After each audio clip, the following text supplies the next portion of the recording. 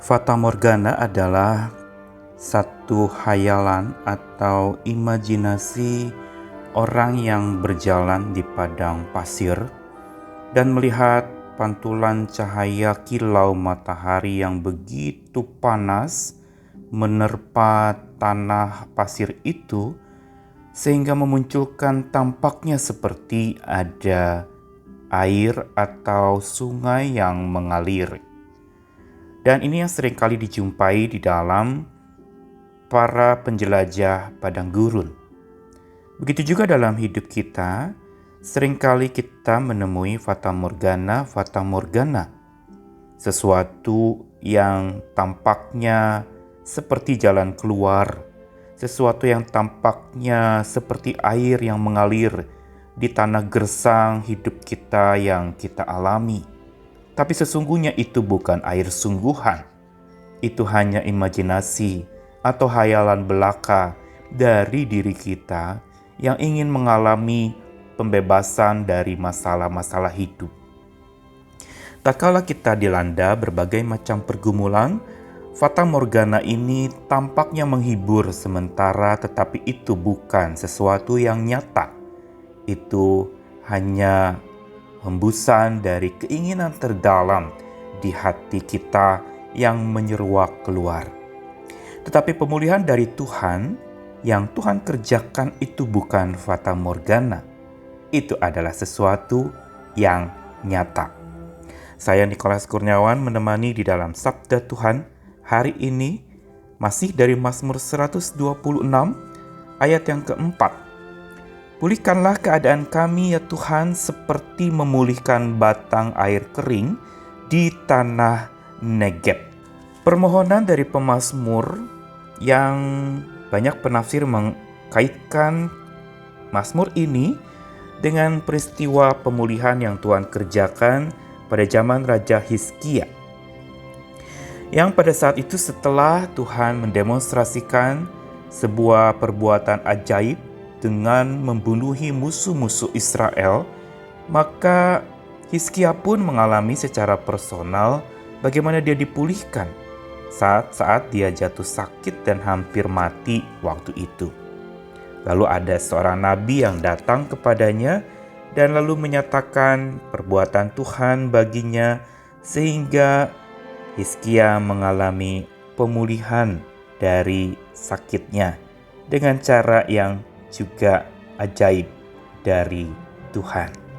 Dan berdasarkan pengalaman dua pemulihan yang dialami Hizkia, sesungguhnya memang pemulihan itu bukan sesuatu yang fata morgana, tapi sesuatu yang sungguh nyata. Sebagaimana di dalam ayat 1 yang kemarin ini sudah dikatakan bahwa ketika Tuhan memulihkan itu rasanya seperti mimpi, maka kali ini di dalam ayat 4 kembali pemazmur memohonkan pemulihan dari Tuhan yang bukan sekedar terbebas dari sebuah masalah, tetapi bagaimana hidup selanjutnya setelah Tuhan memulihkan, maka ada langkah-langkah lanjut untuk perlu proses seperti orang misalnya baru sembuh dari sakit, dia perlu ada masa pemulihan untuk menjadi sempurna kesehatannya. Nah, begitu pula permohonan pemulihan yang kedua di dalam ayat yang keempat ini, Mazmur 126. Pemazmur memohonkan sebuah pemulihan, yaitu sebuah pembaharuan.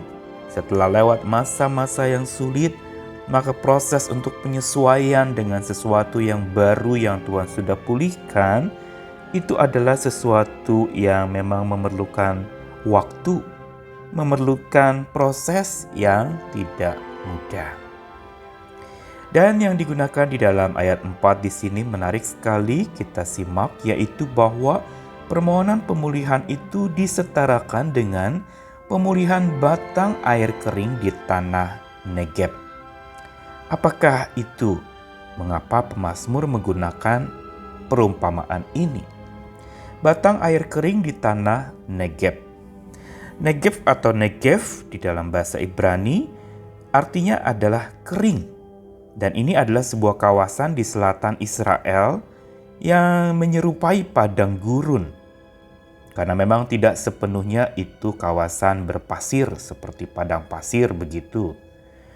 Nah, di sana itu memang ada ditemukan batang air kering, yaitu sebuah tanah yang agak rendah dari permukaan yang biasa yang menyerupai sungai tetapi kering. Dan ketika pemulihan itu dimohonkan oleh pemazmur, sebuah permohonan untuk supaya kekeringan tanah itu diisi dengan air sehingga menjadi sungai dan mata air yang membasahi tanah gersang itu. Pemulihan dari Tuhan memang bukan fata morgana, tapi sebuah bukti Tuhan beranjang sana kepada manusia. Bukti anjang sana Tuhan dengan kuasanya yang sanggup mengubah padang gurun jadi padang rumput. Karena itu iman si pemazmur dengan memohon agar pemulihan itu seperti tanah kering atau batang air kering di tanah Negeb dipenuhi lagi dengan air. Ini menunjukkan anjang sana kuasa Tuhan yang mampu mengubah, dan hanya Dia yang mampu mengubah padang gurun menjadi padang rumput. Sesuatu yang gersang menjadi sesuatu yang justru bertumbuh subur, indah, dan bahkan ada penghijauan di sana. Dan pemulihan dari Tuhan juga diimani oleh pemazmur bukan semata sebuah anjang sana kuasa Tuhan atas hidupnya, tetapi juga merupakan bukti bahana kasih Tuhan. Penggunaan batang tanah kering atau batang air tanah kering itu, ini ingin menegaskan tentang betapa kering kerontangnya hidup seseorang yang belum dipulihkan, atau yang sesungguhnya sudah dipulihkan tetapi masih berproses untuk terus diairi oleh Tuhan. Inilah bukti dari bahana kasih Tuhan yang membasahi tanah hati kita yang kering. Di dalam hidup kita, ketika menghadapi berbagai macam pergumulan, hati kita bisa menjadi kering, menjadi gersang. Dan di situ terjadi, kalau tanah yang gersang kita tahu sendiri, pecah-pecah. Tidak ada tumbuhan yang bisa tumbuh di sana. Karena tidak ada air, kandungan airnya hilang. Dan kasih Tuhan seperti sungai itu mengalir dan mengairi hidup kita yang kering. Bukan sekedar untuk membasahi atau mengairi sesungguhnya, tapi tanah hati kita yang kering itu dibasahi oleh Tuhan agar hati kita juga tergerak untuk bersaksi dengan suara nyaring kepada banyak orang. Dan inilah yang disaksikan oleh pemazmur di dalam Mazmur 126. Sebagaimana yang kemarin digambarkan, Tuhan melakukan perkara-perkara besar. Ini merupakan kesaksian yang nyaring terdengar kepada banyak bangsa, dan bangsa-bangsa pun mengagumi karya Tuhan yang memulihkan mereka Israel yang sedang mengalami penindasan. Inilah karya pemulihan Tuhan. Karena itu marilah kita tetap hidup di dalamnya, kita tetap meyakini dan mengimani bahwa anjang sana kuasa Tuhan yang kita butuhkan sungguh itu terjadi. Dan bahana kasih-Nya itulah jadi kekuatan kita, sehingga kita sanggup membahanakan lagi kepada banyak orang, menyaksikan lagi dengan suara nyaring, agar orang-orang yang juga ada di padang gurun dapat menemukan padang rumputnya dan tetap hidup bertahan oleh harta karun di padang gurun, yaitu kekuatan Tuhan yang menyertainya. Selamat hidup bersama dengan Tuhan dimanapun engkau berada. Amin.